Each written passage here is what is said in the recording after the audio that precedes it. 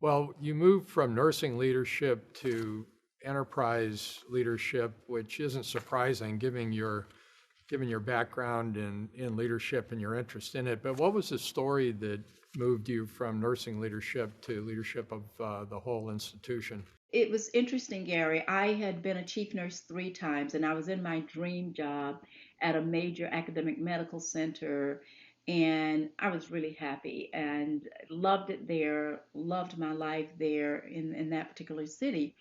And then my husband wasn't able to.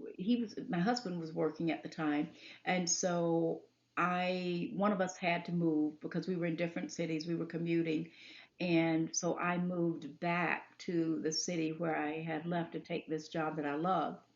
And so when moved back, I was wondering what I was going to do. And I was recruited by a consulting firm. And I took the job as a consultant doing operational turnarounds. We didn't call them that at the time, but that's what they were. And it was a it was just a tremendous experience. I did worked in the U.S. in some of the largest academic medical centers. I worked in Canada and two of the largest academic medical centers, and and it was just tremendous in terms of expanding my capacity, expanding my thinking, expanding my strategic thinking, especially. So that sort of gave me a different view on life, and it helped me to be viewed differently as a professional.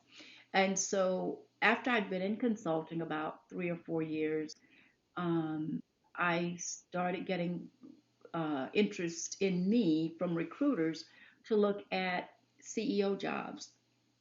I did not take a CEO job during that process. I interviewed for a couple, but they weren't the right fit for me. And so I was subsequently recruited to a large Catholic health system for an operations role that wasn't a CEO, it was a vice president role, regional vice president role. And within a few months of being there, there was a need for a turnaround at the whole national system. And I had this turnaround experience from my previous job as a consultant. And I was tapped to do the turnaround for this system.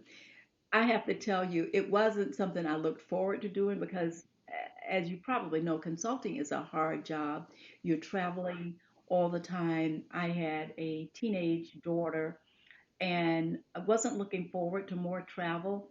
However, I did take the role and we did the turnaround for that system in about 3 years. And so this now brings me to about 8 years as a consultant. And I was looking for my next role because I knew that it was exhausting. I needed to be closer with home with my daughter. And it was just exhausting, quite frankly.